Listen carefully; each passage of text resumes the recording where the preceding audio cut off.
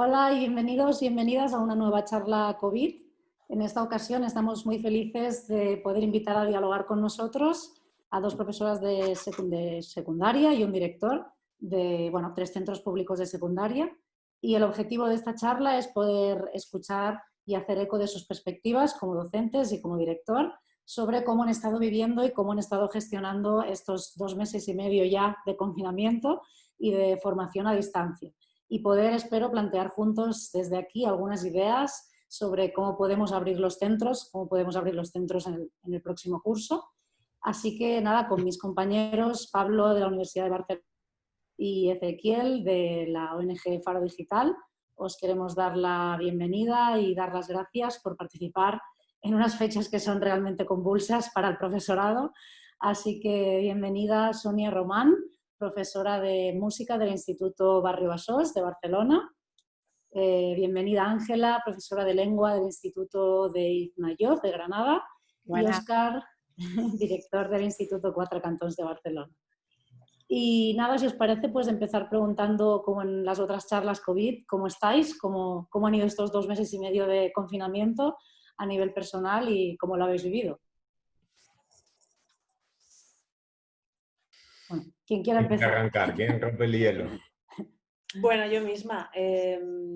A nivel personal creo que ha sido una época, dura por todo lo que podíamos ver en las noticias, pero también ha sido una época de crecimiento personal de alguna manera, de descubrir cosas nuevas y de aprender. Eso a nivel personal. Claro, cómo ha sido después ya a nivel laboral, pues ya hablaremos más adelante. Ángela, ¿tú quieres seguir? Yo en mi caso ha sido un poco locura, pero vamos, como en todas las casas, vivo en un piso de 70 metros cuadrados, tengo mellizos de 3 años, mi pareja también es docente y hemos tenido que llevar la escuela online al mismo tiempo que la crianza y ha sido muy difícil conciliar. Aún así, pues, obviamente desde una perspectiva privilegiada, ¿no? Que tengo el frigorífico lleno y una nómina que no nos ha faltado. Entonces es difícil quejarse cuando hemos visto todo lo que hemos visto, pero bueno, que a nivel personal bastante agobiada y con muchas ganas de terminar. Claro. Óscar, ¿cómo estás tú? Yo un poco entre las dos. También con criatura en casa. Además, en casa hemos vivido también, no de forma trágica, pero la enfermedad. Y bueno, en asumir el homeschooling aquí. Y bueno, y a nivel familiar, tanto a nivel personal como a nivel familiar, la verdad es que, malgré todo, realmente ha sido muchos aprendizajes. También poco dormir, pero muchos aprendizajes y a mí me gustaría pensar que hay un punto de inflexión a nivel personal, ¿no? De, ostras, cómo he sido padre hasta ahora y cómo quiero ser padre a partir de ahora, cómo he sido ciudadano hasta ahora, cómo quiero ser ciudadano a partir de ahora, a nivel personal y a nivel familiar, la verdad es que muchos cambios. Ya lo habéis introducido, pero ¿cómo ha sido compaginar el ser maestros, el ser profesora, ser director y en muchos casos también ser madre o padre? Levantándome a las 6 de la mañana, perdón, es que como no he arrancado y me he arrancado yo. Pues levantándome a las 6 de la mañana, ya últimamente he cambiado por irme a correr, porque realmente lo necesitaba, pero sí un poco anticipándome a los terremotos que tengo, ¿no? Y compaginando mucho los ratos que tenía que estar Alberto, porque encima él es director y bueno, pues aquí mi compañero Óscar sabrá que es atender llamadas y atender situaciones inesperadas. Yo soy más de estar con mi alumnado con las clases, con las correcciones, con tal que cual. Entonces han sido como 2 vivencias paralelas, ambas importantes, con cargas de responsabilidad diversas, pero obviamente pues un continuo semáforo, ¿no? De semáforo en ámbar, semáforo en rojo, semáforo en verde, ¿no? Y precisamente durante quizá el primer mes y medio fue bastante estresante hasta que ya, bueno, empezamos a repartirnos mejor el tiempo. Pero viviendo con un director es complicado. Porque como Óscar puede saber, son muchas las diversas fuegos que tienes que ir apagando y yo soy muy buena trabajando por la mañana y concentrándome por la mañana y ha sido complicado conciliar. Claro, yo en este aspecto no tengo mucho que aportar. También mi visión era un poco más utópica, dado que, bueno, no tengo hijos, entonces ha sido más un saber estar. Yo en mi caso, como os decía, sí que es verdad que ha sido estresante, ¿no? Porque convivir con un director, convivir conmigo mismo es duro, pero al mismo tiempo, ostras, he conocido a mi hijo. Es que yo no tenía ni idea, viendo atrás, de quién era mi hijo, y en estos momentos soy feliz de pensar que llevo el control sobre su aprendizaje, sobre su vida, y que, bueno, las intervenciones que puedo hacer en la escuela son mucho más productivas, y luego, pues a nivel, digamos, de familiar también, la verdad es que se han sentado en la convivencia muchas cosas que antes no se habían planteado. O sea, que realmente, visto atrás, realmente yo lo volvería a repetir. Lo que pasa es que pase unos 2 añitos así, que no sea en breve. Yo estoy de acuerdo con Óscar, ¿eh? Yo he jugado más con mis niños que nunca. Y ha sido duro también darme cuenta de eso, ¿no? De decir, ostras, tío, que yo estoy todas las tardes con ellos, ¿no? Y Alberto también. Y hemos jugado más que nunca. Y da mucho que pensar de cómo nos repartimos los tiempos, ¿no? Yo quería comentar y preguntar, voy a hacer una pregunta, un comentario pregunta, ¿vale? Así como general. El hecho de que esto suceda, como decía Óscar, pensando ojalá cada 2 años pasase, nos permitiría planificarlo, sería bastante diferente, ¿no? Pero evidentemente nos pilló de imprevisto. Quizá alguna luz aquí en Barcelona tuvimos cuando se suspendió el mobile, de que algo podía pasar, eso fue a fines de enero, a principios de febrero, pero en general no nos esperábamos una situación como esta. Y las paradojas se dieron desde un momento, ¿no? Inmediatamente la educación continuaba. O sea, hubo una semanita, unos días en que ahí especulábamos sobre qué sucedía o no, pero en general se apostaba a la continuidad telemática. Entonces yo os quiero preguntar en ese sentido, quiero que me comentéis cómo fue este cambio y cómo resolviste la problemática de la continuidad telemática, ¿no? Tanto en vuestra casa, con los dispositivos y la conexión, pero también cómo conectaron y qué posibilidades y límites tuvieron con las familias. Es decir, testearon, por ejemplo, con el resto de los estudiantes y sus familias cuántos dispositivos tenían, qué conexión tenían, vivieron problemáticas, por ejemplo, de saber que había un grupo sustantivo de estudiantes que no tenía conexión. No sé si me pueden relatar un poco esa experiencia. Yo sí, si me permitís, lo que haría sería respetar los tiempos que hemos ido dando, por ejemplo, Sonia, y luego Ángela, y luego yo, para ir, ¿vale? Fantástico. Vale. Bueno, esto fue bastante, en principio todo el mundo pensaba que iban a ser 2 semanitas y todo lo que iba a ser telemático pues iba a ser eso, dar un poquito de trabajo para 2 semanas y volveríamos todos a la más absoluta normalidad. Y la dimensión de la tragedia se vio después de Semana Santa, cuando realmente nos dimos cuenta que esto no iba a ser 2 semanas, sino que posiblemente iba a durar hasta final de curso. Entonces ahí empezó un gran problema que ha marcado las diferencias las diferencias sociales que hay en la escuela hoy en día, o algunas de las más importantes. De pronto nos hemos encontrado de la noche a la mañana creando contenidos digitales para unos alumnos de los que muchos no tenían con qué hacerlo. Entonces nos hemos encontrado creando contenidos donde algunos alumnos los podían seguir más o menos bien porque contaban con un ordenador en casa para compartir, suponiendo que algún padre o madre lo necesitase para trabajar o hermanos. En algunos casos, pocos, con un par de dispositivos en casa. Y después, en bastantes casos, con un móvil a compartir entre varios hermanos, un móvil familiar, y en algunos casos directamente sin conexión a internet y haciendo clases por teléfono. Entonces, bueno, ha sido realmente intentar distribuir un trabajo que obviamente tenía que ser como tenía que ser, pero que no habían los medios para hacerlo porque nos ha pillado a contrapié. Yo personalmente creo que una vez más nos dimos demasiada prisa en reaccionar. Yo, esas 2 primeras semanas que supuestamente, como dice mi compañera, íbamos a, ¿no? que pensábamos que se iba a quedar ahí, yo habría parado todo. No le hemos dado tiempo a los niños y a las niñas que vivan su miedo, su incertidumbre, este pánico global que se hizo de repente con todo el mundo, con nosotros mismos, con nosotras mismas.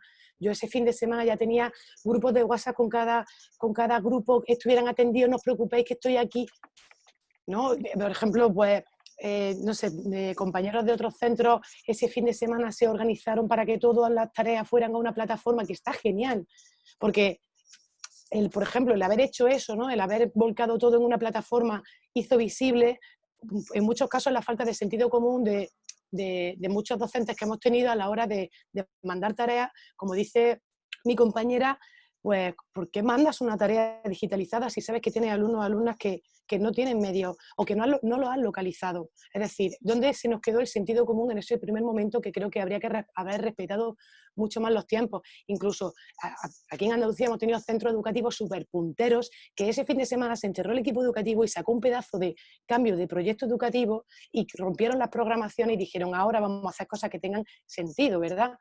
Pues aún así creo que tendríamos que haber esperado. Y bueno, ese trabajo de hacer un inventario alumno, alumna, de quién tenía qué, eso por ejemplo en mi centro lo hicimos, en los centros de Andalucía se hizo, y nos hizo ver que había niños y niñas de nuestro entorno que no estaban conectados.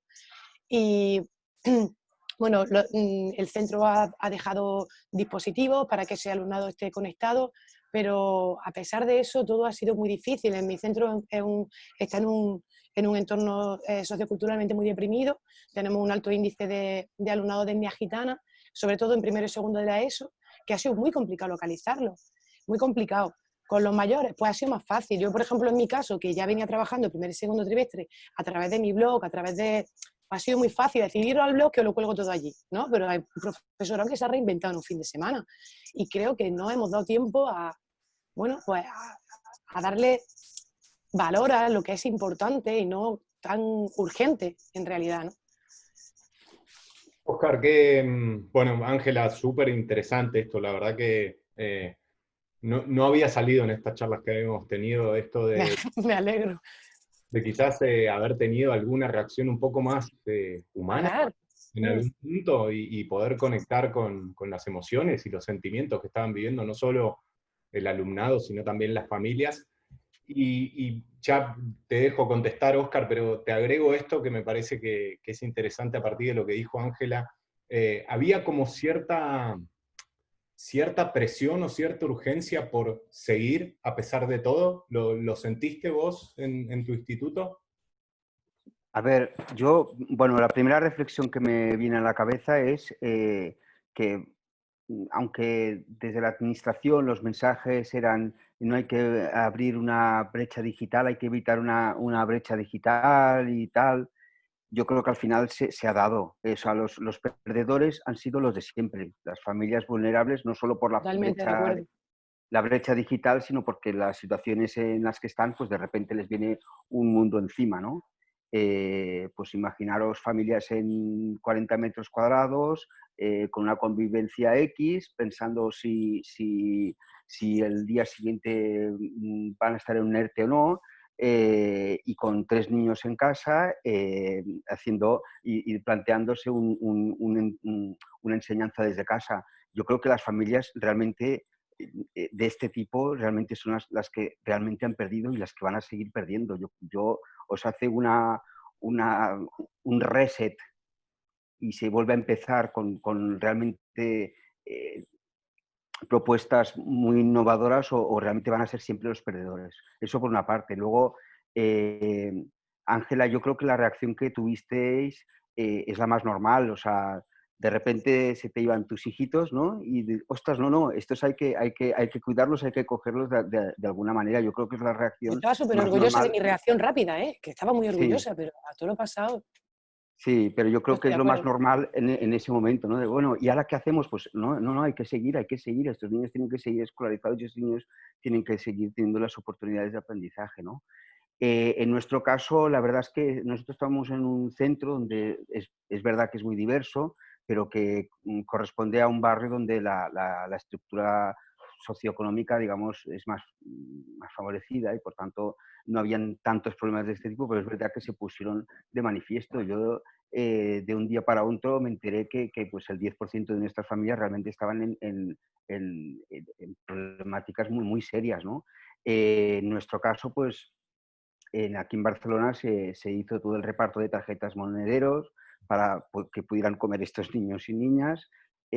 Allí me di cuenta, ostras, es que yo no sabía que esto existía en mi centro, ¿no? El tema de conectividad, es verdad que en nuestro centro ya funcionábamos con conexión de siempre, pero bueno, aún así ya había familias que no tenían conexión o que la iban a perder en 2 semanas porque igual, lo que os decía antes, su situación cambiaba de un día para otro y eso lo tenías que prever también, ¿no? Bueno, y luego otra cosa, hay familias que han pasado en sus casas tragedias, reales tragedias relacionadas con la salud. Entonces, todo esto lo tenías que prever en tiempos récords porque además tenías la presión, ¿no?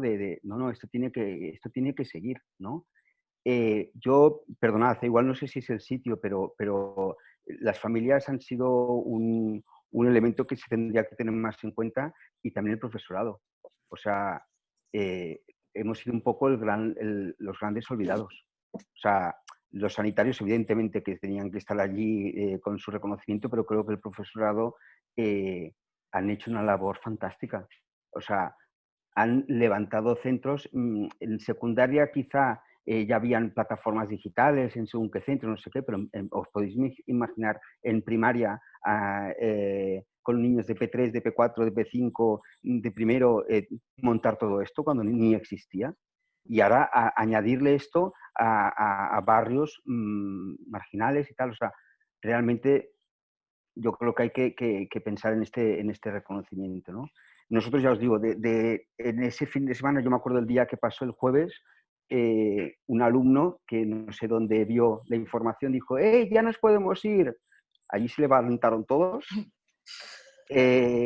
nos dejaron un poco como, bueno, pues vale, pues nos montamos aquí el chiringuito. Y sí, efectivamente, en un fin de semana ya teníamos montado el chiringuito, que luego tuvimos que rehacer un poco en Semana Santa porque vimos allí las deficiencias y a partir de ahí pues yo creo que funcionar bastante bien. Claro, después de ese chiringuito había que montar el chiringuito de reapertura de centros.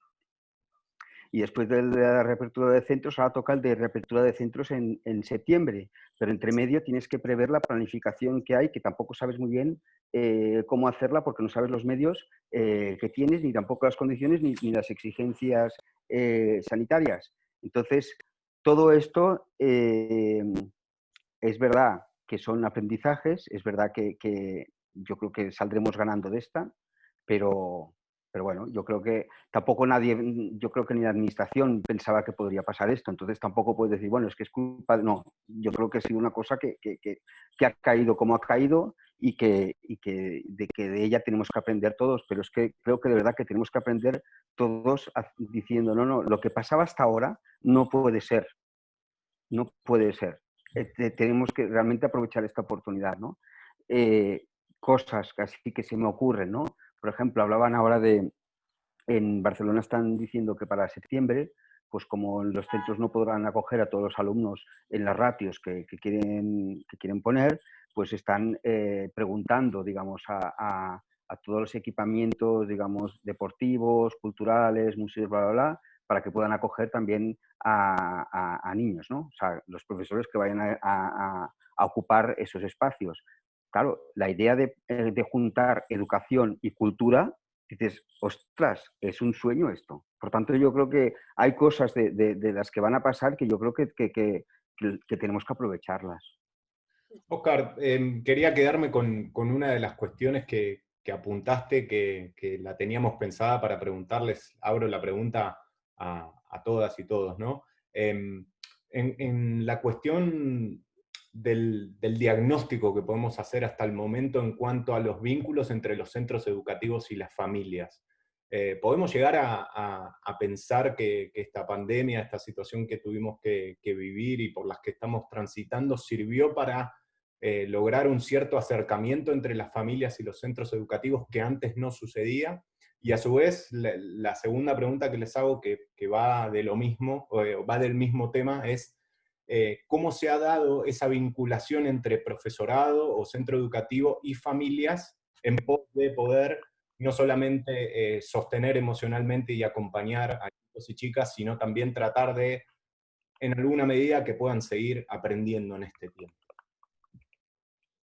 Bueno, yo creo que ha sido súper interesante ver cómo el hecho de tener que hacer trabajo telemático, pues quiere decir tener que cuadrar mucho más tiempos y trabajos con alumno y familia, porque de alguna manera, en la medida de lo posible, y aquellas familias que lo podían hacer, porque como decía Óscar, igual antes que un problema educativo ha sido un problema social en muchos casos, la verdad es que se ha visto muy reforzada. Yo misma, que he sido tutora, de pronto he pasado de hablar con los padres, bueno, puntualmente, a tener unos intercambios, a llamar, a estar hablando por el teléfono un par de veces a la semana. Y la verdad es que ellos lo han agradecido mucho y yo de alguna manera he conocido realmente cómo funciona esa familia, ese chico, qué relaciones se establecen, y realmente creo que ha sido súper interesante. Tanto para las familias que han visto la implicación real de los profesores, que a veces pues, pasa un poco desapercibida por muchas cosas, como, como mía o como de las profesoras a las familias y a los propios alumnos, que de pronto se han encontrado aislados de su grupo, para lo malo también, pero de pronto nos hemos encontrado con alumnos bueno, que intercambian lo que intercambian contigo, que ya está bien, y de pronto te los has encontrado haciendo videollamadas explicándote la vida como si fuesen tus sobrinos. Y entonces también ha sido un descubrimiento de algunos alumnos. Y también el trabajo telemático ha servido en algunos casos, por lo menos en mi centro, que es un centro así un poco complejo, alumnos que en clase no trabajaban mucho, de pronto, pues eso mismo, al encontrarse un poco aislados del grupo, han empezado a trabajar y a descubrirse unos potenciales y unas capacidades que en clase no las muestran. Y a la vez también, por otro lado, alumnos que en clase trabajan mucho, de pronto, como no tenían aquel resurgir de la mayoría como soy el mejor de la clase o la mejor de la clase, pues de pronto han quedado un poco más apagados y de pronto se ha dibujado un paisaje ahí muy curioso. Yo suscribo todo lo que dice Sonia. En realidad yo había, sobre todo el primer mes, es que ha sido todas las mañanas hablando con las familias. Y es verdad que agradecían mucho, lo agradecían mucho porque muchas, pues, a lo mejor tenían a su marido en el hospital, Sí. ¿no? Y agradecen que las llame y le diga, mira, que lo primero es lo primero, que te olvides de las tareas, que no te preocupes, que, ¿no? Y lo primero, pues, preguntar cómo estáis, ¿no? Entonces eso, yo no soy tutora, pero yo tengo a mis niños, a mis hijos, como decía Óscar, que bueno, con los dos los trato como tal, ¿no? Y he tenido una relación, precisamente por no ser tutora, una relación obviamente muchísimo más estrecha con las familias, porque me he comunicado pues casi, pues como dice mi compañera, ¿no?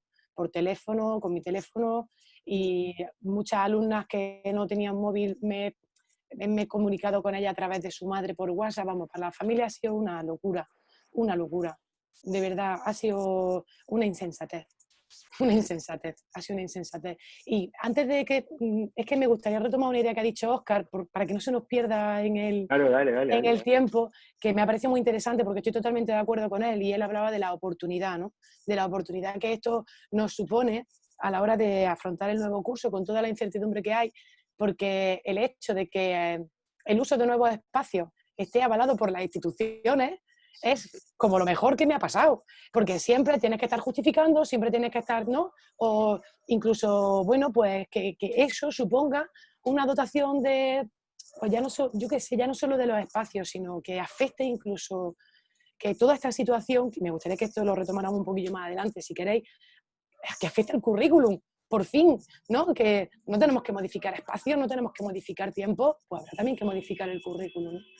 Y que esto esté avalado institucionalmente, no lo del currículum, más quisiera yo, sino lo de los espacios y la oportunidad que eso nos da de reorganizar un poco, ¿no? A nivel, si vamos a modificar a nivel de organización escolar, tiene que haber más cambios por ahí que subyacen a ese. Y el uso de los espacios me parece una oportunidad Yo que soy muy de escuela al aire libre, de irme fuera con mi alumnado cada vez que puedo, pasa que eso también es verdad, tiene sus limitaciones. Perdón, ya está, solo quería hacer ese apunte.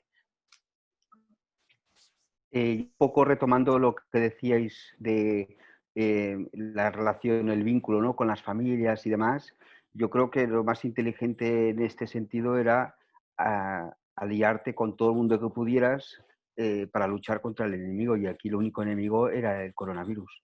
Entonces, en este sentido, pues el apoyo con las familias, el comprender las familias, porque muchas veces te planteaban, ostras, ¿pero qué vais a hacer aquí?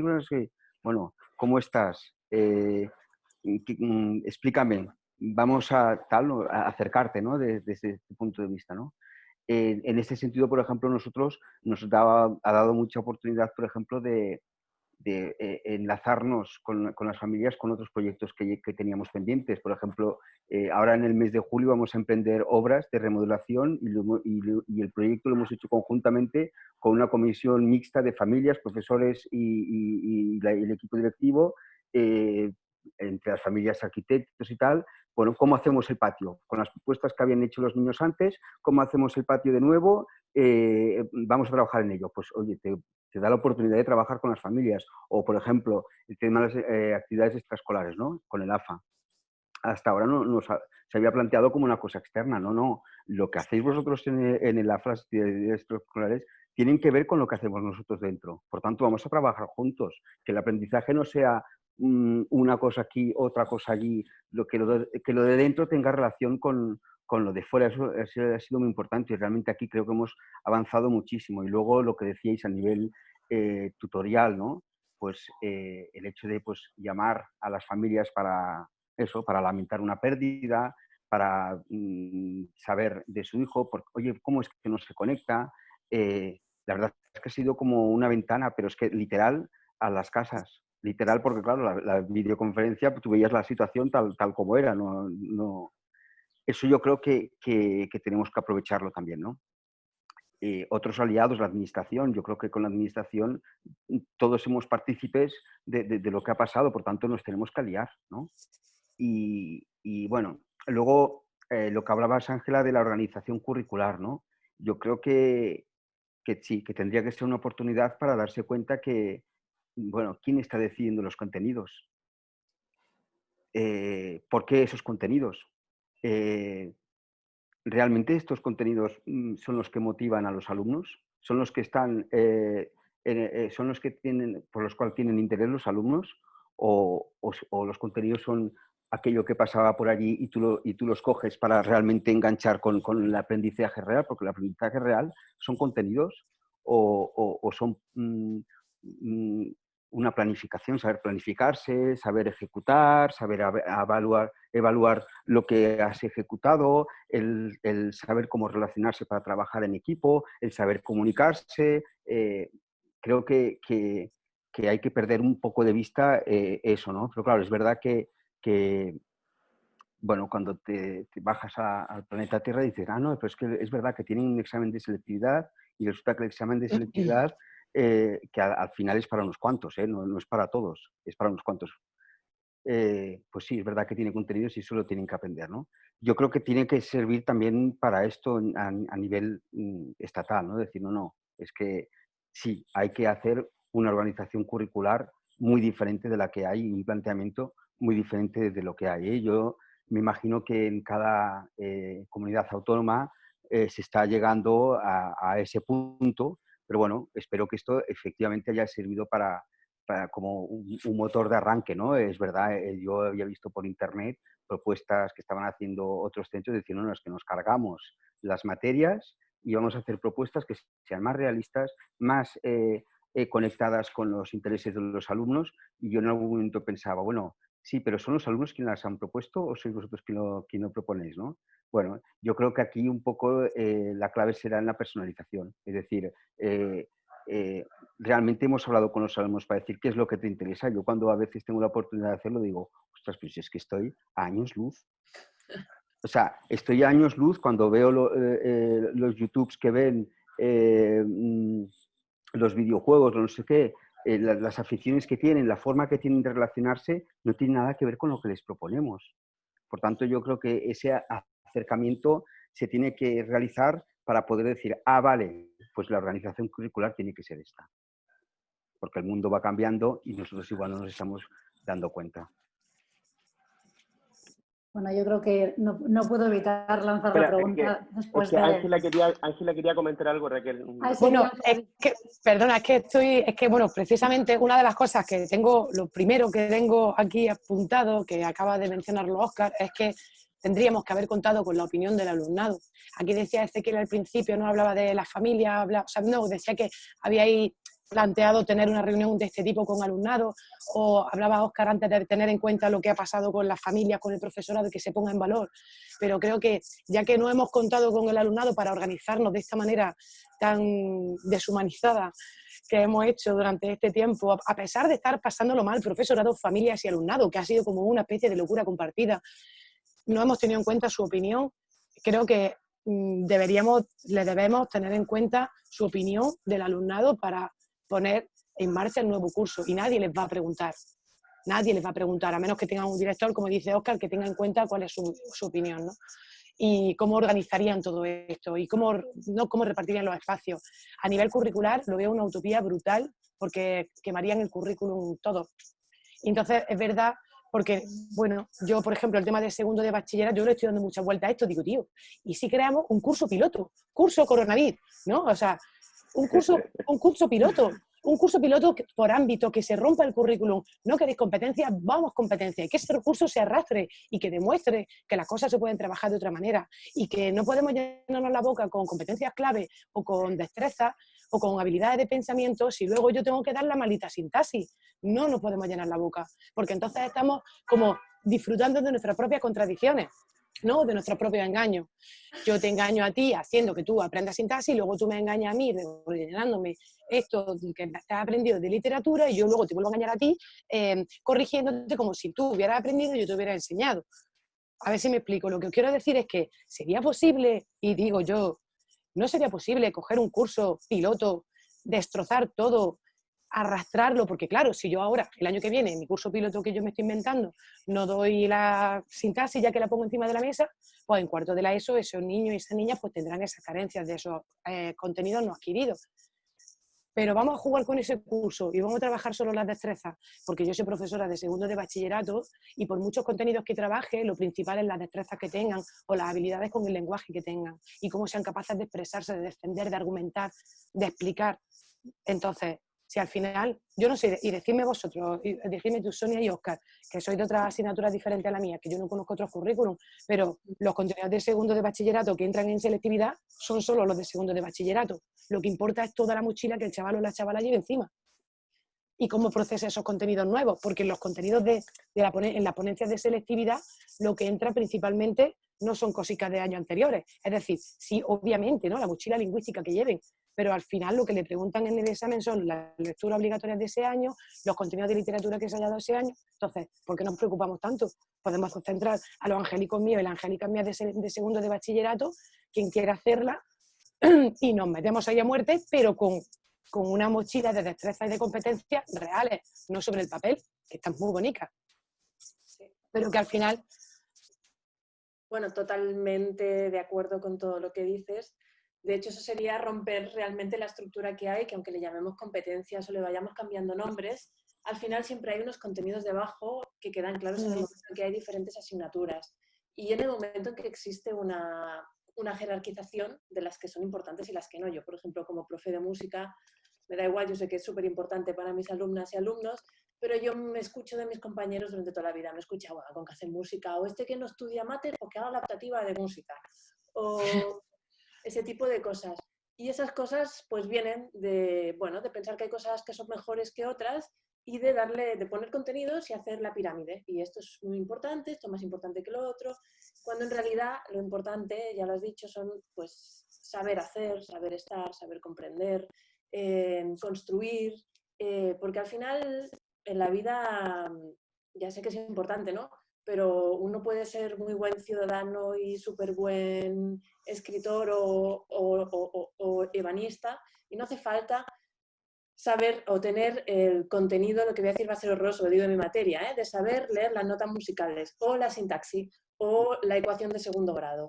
Entonces, al final, está muy bien que tengan esas herramientas en el momento educativo en el que están para poder resolver cosas y que las sepan utilizar, pero realmente lo que tienen que saber es, pues eso, valerse, tener capacidades, competencias, saber hacer, organizar, planear, crear. Y sí, hasta que no acabemos con la jerarquización de qué contenidos son importantes y cuáles son más que otros, pues no va a ser posible. Sí, yo esto quería añadir una cosa. Yo me acuerdo el día que llegó la orden que regulaba lo que es la organización curricular, que lo estábamos leyendo en el equipo directivo. Entonces yo no era director, era coordinador pedagógico y tenía al director, a Ramón Grau, que ahora está precisamente en el tema de organización curricular. Y decíamos, ¡ay, qué bien! Vamos a ver, vamos a ver. Y cuando acabamos de ver el documento, ¡ostras! Están hablando de competencias y todavía están repartiendo en materias el currículum. Pero entonces, ¿a qué estamos jugando? ¿No? Bueno, yo espero que una vez más, ¿no?, esto sirva para decir, pues no, pues realmente la rotura tiene que ser mucho más bestia. No podemos jugar, bueno, sí, pero no. No. O sí o no.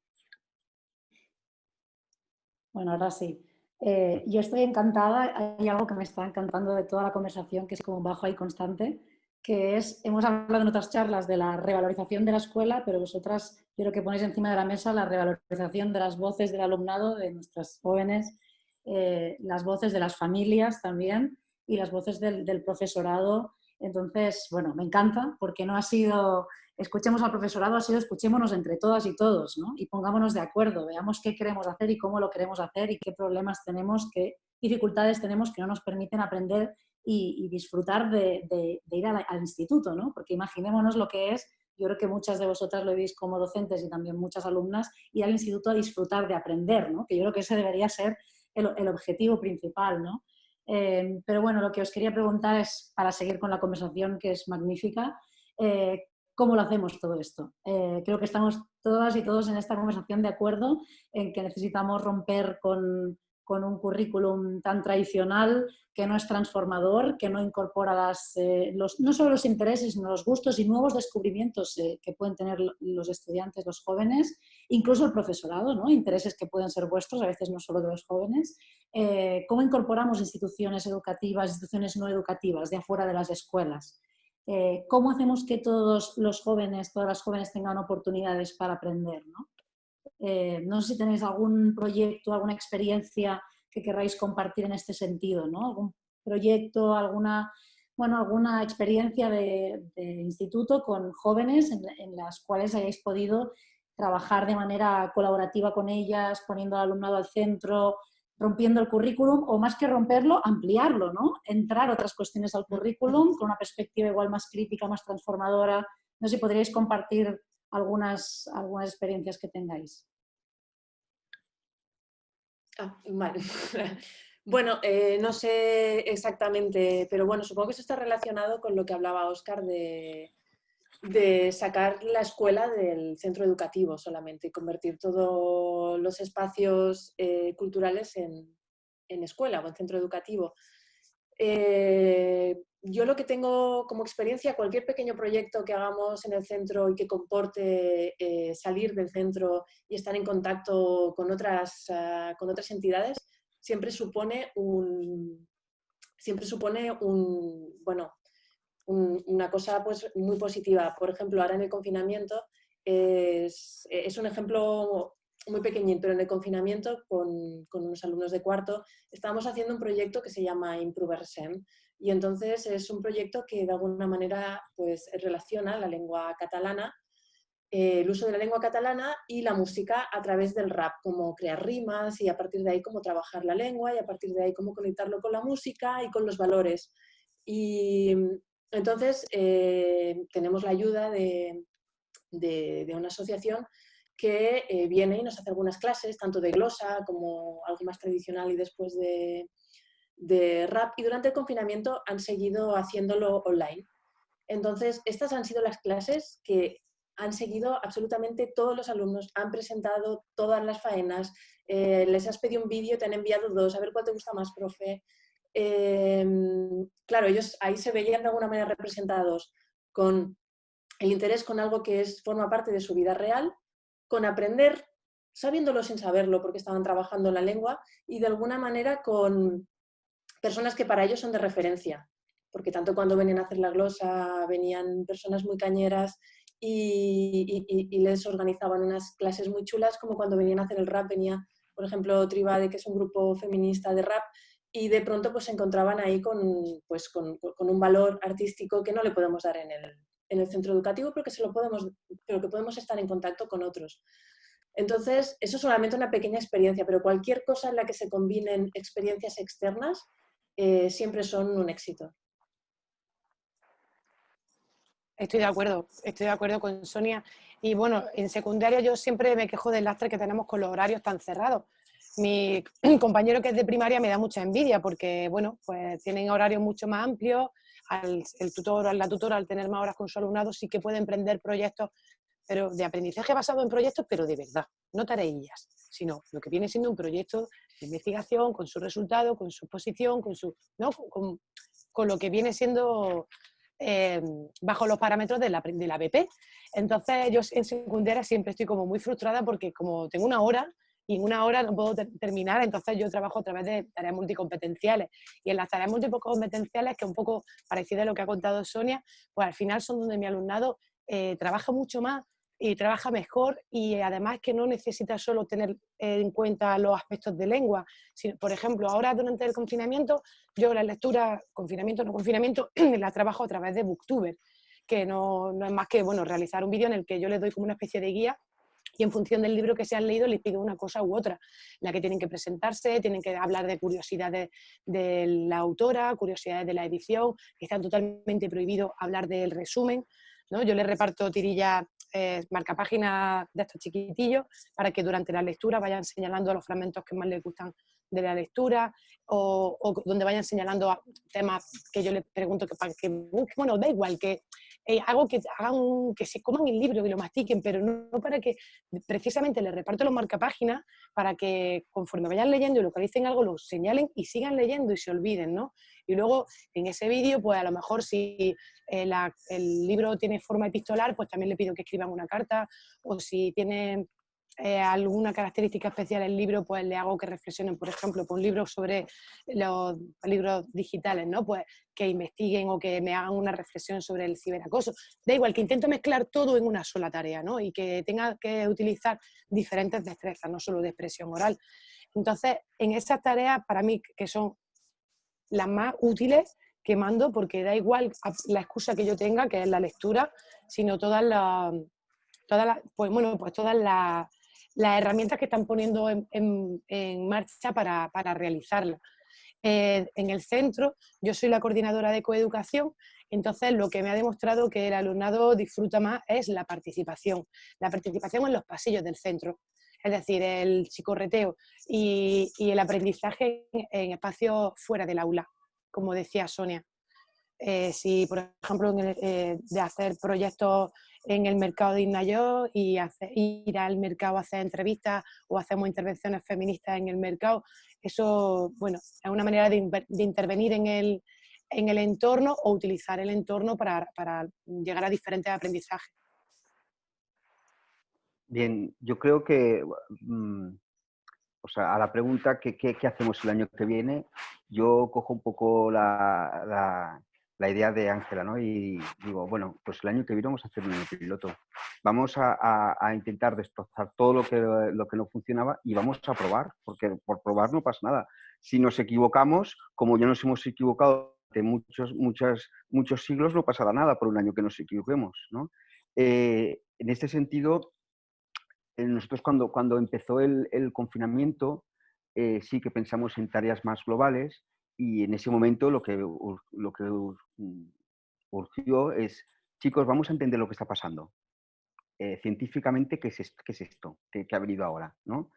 Socialmente, ¿cómo podemos ayudar a colectivos más vulnerables? cómo podemos ayudar a los abuelos que están en residencias cerrados, a las gentes que están acudiendo a los comedores sociales, porque todavía existen también, o sea, durante el confinamiento también existía esto, ¿no? ¿Cómo podemos dar apoyo a los sanitarios? ¿Cómo podemos dar apoyo a esta gente que está pues, en la primera línea de fuego? Esto los niños lo pueden hacer perfectamente y además cuando se lo preguntas tienen ganas y son creativos y saben hacerlo, pero es que saben hacerlo a veces mejor que nosotros.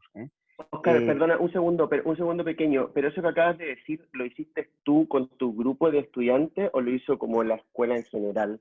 No, lo hizo la escuela en general. Nosotros tanto en primero como en segundo, tanto en primero como en segundo, como en tercero, como en cuarto, las propuestas que se hacían en una franja, digamos, que antes correspondía a 12 horas de su actividad lectiva, pues hicimos este tipo de proyectos, ¿no? Entonces, lo que se planteó, ya te digo, en ese primer momento era eso, ¿qué está pasando ahora y cómo podemos ayudar ahora, ¿no?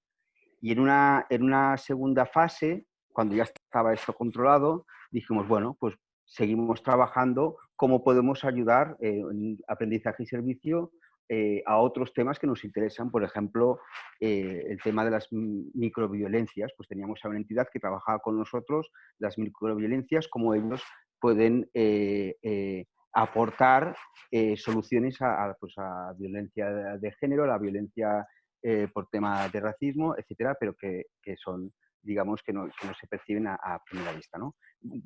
Estoy haciendo un resumen de muchas de las cosas que se han hecho, ¿no? Y luego la última tarea que les dijimos, mira chicos, ahora el departamento nos ha dicho que tenemos que hacer esto. El año que viene tenéis que estar en grupos de tal, lo único que sabemos es que tenemos que estar en grupos de tal, que tendréis que ocupar igual espacios de fuera, que igual os toca hacer una, digamos, educación semipresencial, ¿no? Híbrida entre lo presencial y lo virtual. Oye, ¿cómo os gustaría organizaros? Y bueno, ahora el día 18, pues, el día 18, pues recogeremos... Te digo. Perdón, que lo encuentro espectacular, dale. El día 18 recogeremos estos trabajos. Además, el último trabajo, en este caso, como realmente ya estaba todo dado, dijimos, chicos, queremos que sea voluntario y además juntaros con quien queráis para hacer esto. Y bueno, hay algunas propuestas de niños, no todo el mundo ha participado porque yo creo que era importante pues decirle, no tienes obligación. Si tienes ganas de pensar, piensa. Y si no, no pasa nada, el curso ya ha acabado para ti, ¿sabes? Bueno, el día 18 os contaré. Bueno, yo quiero rescatar de los tres relatos que hay mucha conexión entre los actores, los participantes de la comunidad educativa, ¿no? El equipo directivo, docente, profesorado, familia, estudiantado. Y si no se da del todo, está la conciencia de que debe darse, que el futuro es incierto para absolutamente todos y todas, ¿no? O sea, desde este momento. Aún así, quiero poner un elemento más contemporáneo, ¿no? Que tiene que ver con la desescalada y con la vuelta, ¿no? Con lo que tenemos que enfrentar y con una cierta fricción que hay. Yo conozco un poco la realidad de lo que está pasando más en Cataluña, no sé si en Andalucía se está dando esta misma fricción, ya nos contarás tú, pero acá hay por un lado está el relato que vosotros contáis, y está también la experiencia, por ejemplo, de la escuela Octavio Paz, que no sé si vieron la entrevista que hicieron en La Vanguardia del domingo al director, donde se nota que hay como una especie de acción en conjunto, ¿no? Como la escuela pública como un ente donde todos participamos y pensamos como todo, incluso las familias conectadas con el propio diseño a corto plazo. Pero también existen otras visiones que cuestionan en gran medida, o sea, no en gran medida, pero sí cuestionan o tienen más incertidumbre sobre el compromiso que ha tenido, por ejemplo, la escuela con ciertas familias. Es decir, vuestras experiencias son vuestras experiencias y son fantásticas, pero hay otra experiencia donde no ha habido esa conexión, o sea, donde hay familias que incluso se están haciendo querellas, se están haciendo denuncias, justamente porque las familias han quedado totalmente fuera de contacto, ¿no? con el centro. En gran medida también aclarar que no se escucha justamente como defensa de estos centros esta conexión entre los actores y participantes de la comunidad como vosotros potenciáis, por ahí puede estar la clave. Pero bueno, esa era una opinión y la pregunta se desprende de acá. Tiene que ver con el colectivo docente, con el colectivo profesorado que particularmente ha sido cuestionado en torno a un hecho puntual. Bueno, varios, siempre, ¿no? pero hay un hecho que ahora se ha vehiculado que tiene que ver con una sensación de que mayoritariamente, según algunos estudios, bueno, se han publicado, los tengo acá en El País, en el periódico de la Universidad Autónoma de Barcelona, Universidad Autónoma de Madrid, que muestran como datos explícitos que hay un colectivo mayoritario de docentes que no quería volver a clase ahora, por ejemplo, en este instante. Los motivos son que también hay una percepción social de que los profesores como que no hicieron nada en este tiempo, ¿no? Y claro, lo escuchamos a vosotros y a vosotras, y es que ha sido súper intenso, como decía Oscar, de 6 de la mañana a 11 de la noche, ¿no? Entonces, claro, pero por otro lado, hay una fricción. Entonces mi pregunta directa a vosotros es saber si en estas 2 semanas previo al inicio de los CASAL y todas estas clases de verano, en vuestro centro, ¿cuál era la voluntad, la disposición de los docentes de retomar la actividad presencial con los cuidados correspondientes, ¿no? En contexto en el que nos situamos? La comunidad docente estaba llana a venir y que los estudiantes llegaran y existiera ese espacio con los resguardos correspondientes, pero que existiese, y desde ahí, desde frente a septiembre, en vuestra propia comunidad docente, ¿hay incertidumbre, hay temor sobre en la comunidad donde vosotros os situáis? Hay incertidumbre, temor sobre lo que va a ser en septiembre en términos de estar preparado? ¿Hay una sensación de preferir no entrar a clases de nuevo o potenciar lo semipresencial o lo no presencial por sobre lo presencial? Bueno, claro, aquí hay como muchas preguntas. Dame todo lo que puedas. Vale. Entonces, no sé, respecto a lo que hemos podido leer en los medios, yo creo que hemos sido un colectivo bastante denostado, porque en nuestro colectivo, como en todos, hay grandes profesionales y hay gente que intenta escurrir el bulto. Eso está en todos los colectivos, pero la inmensa mayoría de profesores han estado haciendo más del trabajo, el trabajo que les tocaba, no digo más, simplemente en unas circunstancias en las que no nos esperábamos en ese momento, por lo tanto, había gente con más capacidades, con menos, con más experiencia telemática, con menos, y se han tenido que poner de una forma u otra las pilas. Y creo que es bastante injusto el tratamiento que se ha hecho público del colectivo. Eso por un lado. Después, de si tenían ganas o no de entrar o teníamos ganas o no de iniciar las clases, es bastante una pregunta que no está en nuestras manos, porque de hecho el departamento ya puso la norma de cuándo se tenía que empezar, en qué fase, con qué grupos. Realmente no ha dependido en ningún momento de nuestras decisiones personales. Después, evidentemente, que hay personas que tienen miedo. Y es muy normal, pero en todos los colectivos hay gente que tiene miedo. Hay gente que va a sus trabajos y no son profesores sin coger todavía el transporte público porque tienen miedo a cogerlo y a lo mejor se hacen no sé cuántos kilómetros en bicicleta. Y después es verdad que los centros ahora nosotros hemos abierto y hay como, creo que era un 38% del profesorado que no viene porque pasando una encuesta que nos pasaron el departamento, pues si tenías alguno de los ítems que supuestamente había en la entrevista, pues eso te exoneraba de ir al centro como posible peligro. Entonces, yo no sé la gana o no de ir. Para mí es un poco extraño que las terrazas estén llenas de gente tomándose una cerveza de la mano y los centros educativos estén cerrados en este momento con el nivel de virus que parece que hay.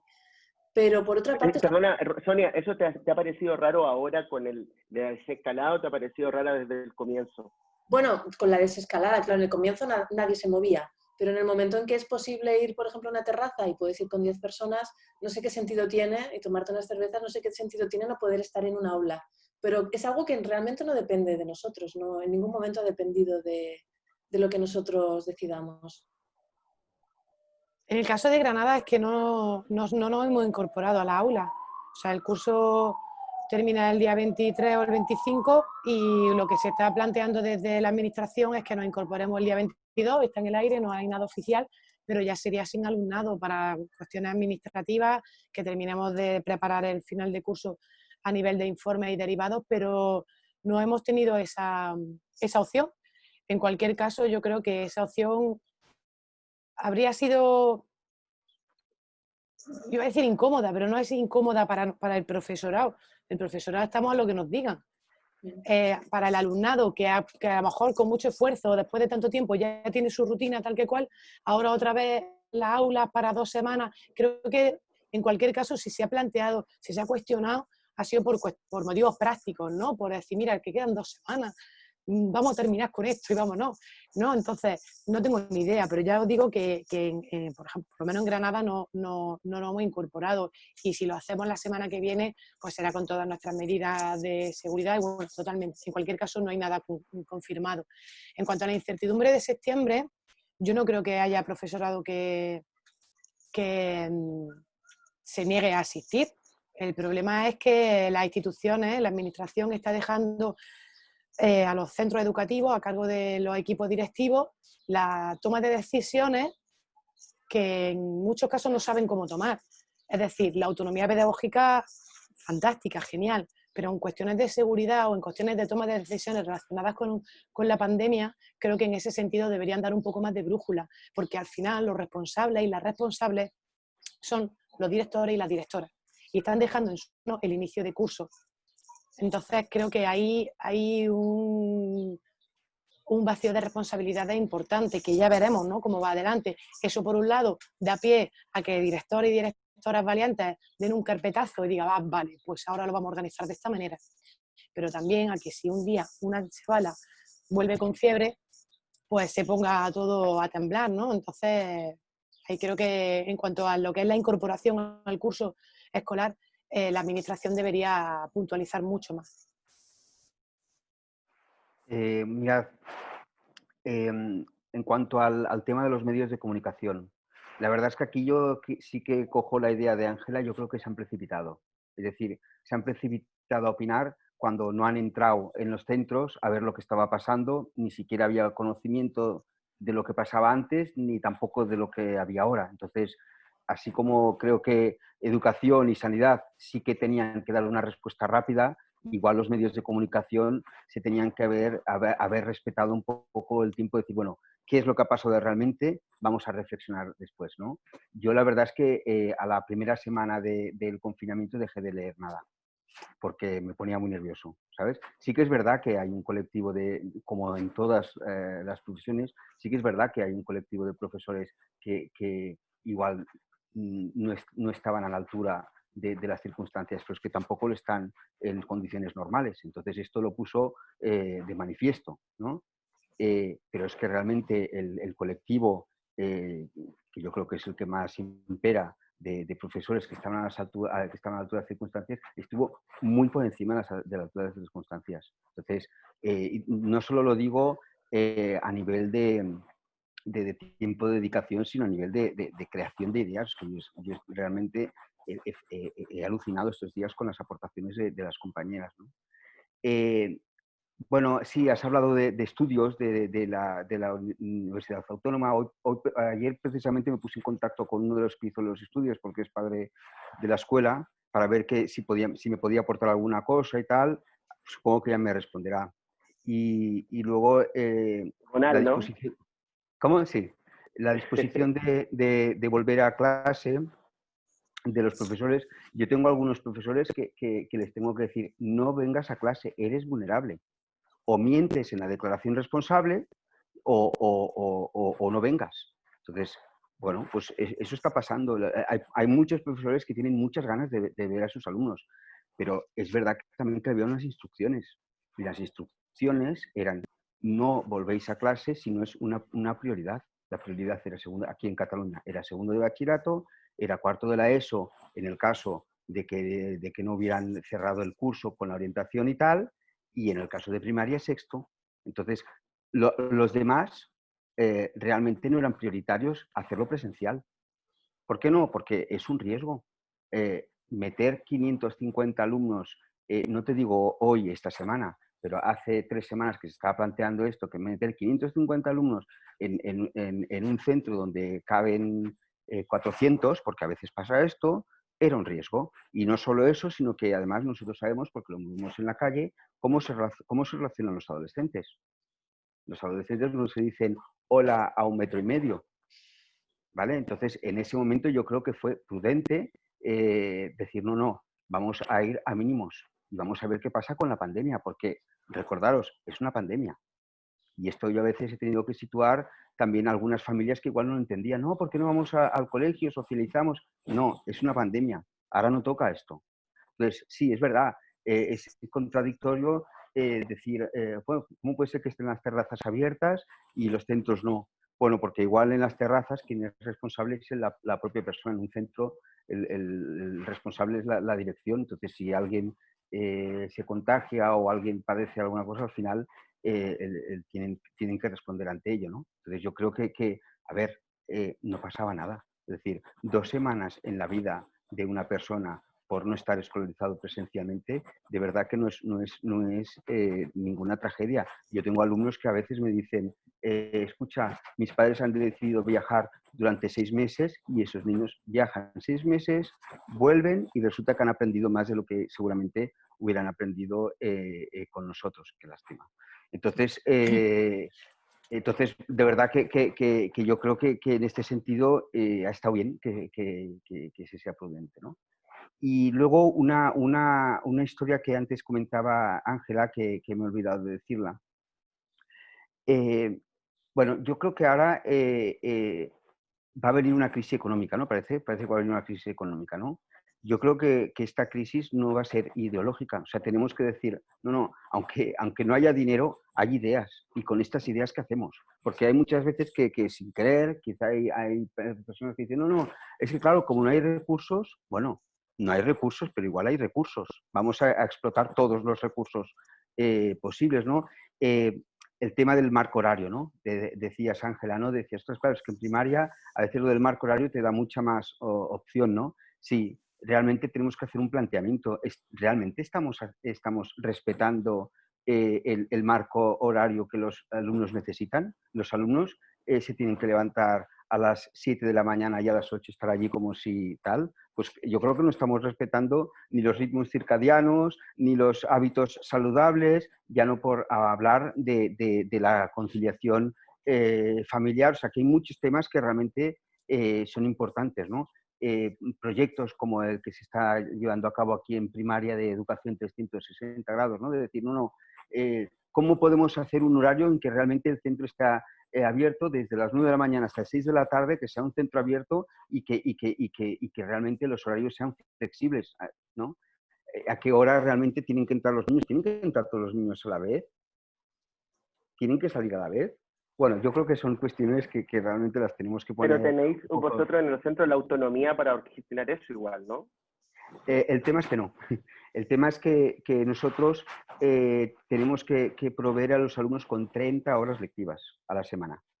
Entonces, mucho margen no tienes, ¿no? Llenar 30 horas lectivas a la semana significa que los tienes que levantar, o sea, que tienen que estar allí a las 8 de la mañana y salir pues a las 4 de la tarde. Entonces, ya aquí hay algo que no. ¿Eh? Entonces, yo creo que uno de los planteamientos que se tendría que hacer es decir, bueno, hace falta que estén tantas horas aquí, porque realmente lo que aprenden ellos no solo tienen que estar aquí, lo que aprenden en una charla en casa, lo que aprenden yendo a cualquier actividad, sea monitorizada o no. Entonces, todo esto yo creo que se tiene que poner sobre la mesa y decir, igual vale más la pena dosis bien puestas, poquitas dosis, pero bien puestas, que no horas y horas y horas, ¿no? Y yo no te estoy hablando de dedicación del profesorado, ¿eh? La dedicación al profesorado tiene que ser la misma o más.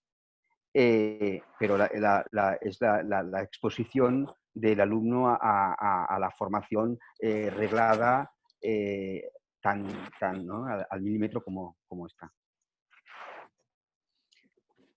Bueno, sí, di, Ángela. Claro. No, pero era un poco a colación de lo que estaba diciendo Óscar. Yo creo que con respecto al inicio de curso podemos modificar los horarios de entrada, de salida, aunque luego siempre hay que ajustar ese tipo de cosas.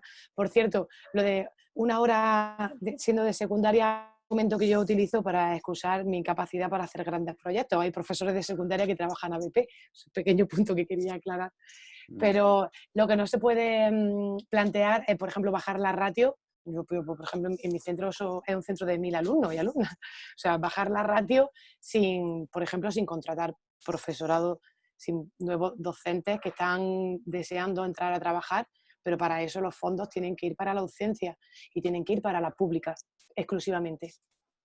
Estábamos perdón, que no sabíamos si preguntar o no, porque ya llevamos una hora y media casi. Bueno, estaríamos aquí 2 horas, ¿no? Pero ya que lo has dicho, lo vamos a lanzar y luego Pablo no sé si quería comentarlo también. No, era eso, que ya que la dejo ahí, ya que la bueno, Óscar hacía también propuestas, ¿no? Más que únicamente que hay que dedicar los recursos también a las ideas, pero Ángela también ponía el tema de los recursos ya en la mesa. Lo de la idea es básico, pero si además se está pensando en hacer algún tipo de intervención a nivel económica, que sea para contratar docentes. Claro, o sea, sabemos que hay una partida europea, ¿no? De la Unión Europea que tendrá que ir a educación, de hecho ya se está repartiendo entre comunidades autónomas, entonces la pregunta, así para cerrar, si os parece, sería ¿a qué dedicamos estos recursos? Pues estoy totalmente de acuerdo con mi compañera. Si queremos bajar la ratio y hacer clases de... Bueno, clases de calidad se pueden hacer siempre, pero si queremos bajar ratio realmente, y ahora porque el COVID lo pone sobre la mesa, yo creo que es que no hay otra que gastarlo en profesorado y en buena formación para el profesorado. Sí, yo creo que efectivamente lo de la clave es reducir las ratios, porque eso lleva a la idea de personalizar, pero a ver qué profesores.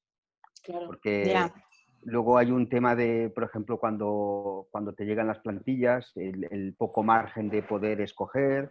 Luego sí que es verdad que nosotros tenemos la posibilidad de perfilar algunas plazas y, por tanto, convocar esas plazas a entrevistas, pero claro, tampoco yo soy un experto en recursos humanos, no sé si hago bien las entrevistas y si estoy, ¿no? Pero bueno, es verdad que el margen es pequeñito y que evidentemente las plantillas tienen que incrementar y sobre todo en primaria y en los primeros cursos de secundaria, porque son la prioridad. Y luego el tema de formación, sí, evidentemente, pero el tema de la formación previa a poder acceder al cuerpo, ¿no? Y luego la formación dentro de los centros, o sea, una persona que acaba una oposición sin haber pasado por un aula, pues sin saber qué pasa cuando esta persona empieza a interaccionar con el alumnado, no sé si es un poco arriesgado. Esa persona va a tener esa plaza para toda la vida, tal como está el estatuto, ¿no? de función pública. Entonces, yo creo que hay la combinación de las dos cosas, ¿no? Plantillas, espacios, formación y luego las ideas. Antes de que nos despidamos, perdón, Ángela, te dejo un segundo, pero me gustaría que una cosa técnica que dijo Óscar, que tiene que ver con lo que dice Ángela, Raquel, Sonia, Ezequiel, todo. Bueno, todo lo hemos dicho, pero creo que es importante de acuerdo a la desescalada. ¿Cómo tú decías, hay profesoras que están en el grupo de riesgo, pero claro, van a estar en el otro curso igual, sin duda, van a seguir ahí mientras no haya vacuna? Claro, por otro lado, decimos que en septiembre se retoman las clases. ¿Qué hacemos con ese grupo de profesores en grupo de riesgo, mayores de 55 o 60 años? Entonces, ¿qué haréis en vuestro centro? No tengo ni idea. Una posibilidad, es que no se sabe nada. Hay muchas posibilidades abiertas, desde que se flexibilicen horarios hasta que sea algo un poco híbrido, algunas materias igual para esponjar un poco, ¿no? El número de alumnos, pues pudiesen ser telemáticas o parte de ellas telemáticas, suponiendo que eso fuese una posibilidad. Ahí tendrían cabida los profesores que estuviesen, que no pudiesen venir, si es que al final no pueden, claro. O sea, que aunque estés sano, son grupos riesgo, ¿no? O sea, si tienen más de 60 o 55 y estén sanos, tienen estadísticamente más indicio de contagiarse, por eso es un tema a considerar. Bueno, es lo que... lo que decía Sonia es un poco lo que comentan aquí, por lo menos en el departamento, es que hoy justamente hemos tenido la reunión, ¿no? En primero y segundo de la ESO se prevé que sea presencial, en tercero y cuarto de la ESO que sea híbrido y en cuanto a los horarios, pues alternos, días alternos. Es decir, los que vengan el lunes y miércoles no vendrán los martes y jueves. Entonces, con eso ya también veríamos qué pasa con los horarios. Yo creo que eso también da una puerta a decir, bueno, igual no es tan importante que vengan cada día, igual podemos flexibilizar los horarios, ¿no? Y en cuanto a la plantilla vulnerable, claro, la plantilla vulnerable puede trabajar desde casa telemáticamente, ¿no? O sea que yo creo que no Claro. tiene que ser un gran problema, ¿no? Perdona, Ángela, una cosa, no te he dejado hablar hace 10 minutos del reglamento. No Pero pasa es que nada. dijo Oscar una cosa importante. Estuviste en una reunión en el departamento hoy Sí. y dijeron que el retorno a clases en septiembre va a ser en un comienzo con días alternados. Eso acabas de decir. Sí, o sea, ellos lo que quieren es que los grupos sean estables, es decir, que los niños que están en primero, en el grupo primero A, no se muevan de ahí, digamos, que hagan todas las materias o todos los espacios de aprendizaje en los mismos grupos. Han comentado también el tema de la presencialidad y la posibilidad de hacerlo híbrido entre virtual y presencial. Y luego lo de las ratios también, que me he olvidado, ellos hablan de 20 alumnos, por tanto, sí, efectivamente tendrán que prever un incremento de plantilla. Bárbaro. Ángela, ahora sí. Se me olvida un poco lo que iba a decir. Pero porque venía a colación de lo anterior. No, es que he levantado la mano porque venía relacionado con lo que estaba diciendo Óscar. Nada, yo solo, quería apuntar que es verdad que estas cuestiones a nivel organizativo lo van a solventar porque el profesorado es súper competente y el equipo directivo están muy preparados para organizar horarios, espacios digitales para aquel profe que está en casa porque es mayor de 60. No, todo eso se va a ir arreglando, se va a ir solventando. Estamos teniendo en cuenta hasta qué pasa cuando llegue la lluvia y estemos ocupando el patio, ¿no? Estamos teniendo en cuenta todo. Es como, qué guay, podemos hacer una entrada escalonada, pero ¿qué pasa cuando salgan todas las 3 menos cuarto? ¡Qué tontería! ¿No? Entonces, que todo eso lo van a ir solventando los docentes y las docentes porque somos profesionales y los equipos directivos llevan 3 meses taladrándose la cabeza cómo organizar esto en confinamiento. Lo van a hacer cuando tengan que tomar sus decisiones a la hora de entrar en septiembre. Pero cerrando un poco lo que estaba diciendo antes, que para que todo esto tenga un poco más de sentido hay que contar con buenas ideas, ¿no? Como decía Óscar, hay que contar con formación para el profesorado y que sepamos cómo llevar esto de una manera híbrida o con un posible rebrote, pero con el sentido común más humano que haya, de verdad, el que no hemos tenido, que por favor vuelva, ¿no? Contar con el alumnado, lo que es la inversión en docencia, y para que esos docentes entren en el centro y acompañen a ese grupo de profesorado que está trabajando, ¿no? Un poco lo que decía Óscar y cómo vemos quién viene, ¿no? Pues para eso hace falta un proyecto educativo valiente, directores y directoras fuertes que sepan tejer redes de complicidad y solidaridad con el profesorado que ya está en el centro, para que venga quien venga, siga la línea de trabajo, ¿no? Que esto es como súper utópico lo que estoy diciendo, pero realmente es lo que deberíamos hacer.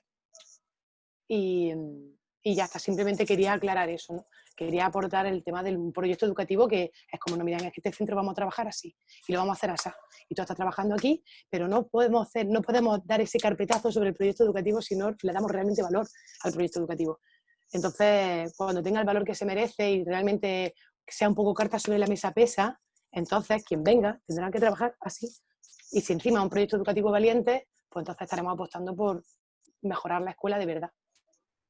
Me encanta, Ángela, para cerrar, que ya pongas en la mesa palabras como el compromiso, como ser concretos, como ser valientes, y hasta mencionaste la utopía, que me parece que un punto es... Que no puedo decir eso sin mencionarla, ¿no? Es la palabra de Ezequiel, la utopía. Tal cual. Sí. Bueno, la verdad, Ángela, Sonia, Óscar, fue un gran placer. Espero que se hayan sentido cómodos y cómodas. Me parece que sí, porque estuvo muy bueno todos los aportes, nos llevamos un montón de información, de dudas que tenía. Me parece que quedó una muy linda charla para toda la comunidad, así que agradecerles de corazón su tiempo, su espacio, su predisposición, y esperando que, bueno, no tan lejos en el tiempo nos podamos dar un abrazo presencial, ir a visitar sus centros. Granada nos queda un poquito lejos, pero nada. Tenéis para el sur, que estamos aquí muy bien. Muy bien. Bueno, muchas gracias. A vosotros. Gracias a vosotros. Muchas gracias a vosotros y solo un último apunte. Yo creo que es muy importante que desde la investigación, pues eso, hagáis este acercamiento a lo que pasa en el terreno y que desde el terreno también nos acerquemos a la universidad, ¿no? Yo creo que el vínculo entre uno y otro, lo que se pueden aportar es muy importante, si no, no avanzaremos bien. Muchas gracias. Ya tomó apunte, Genial. Miguel. Gracias a vosotros.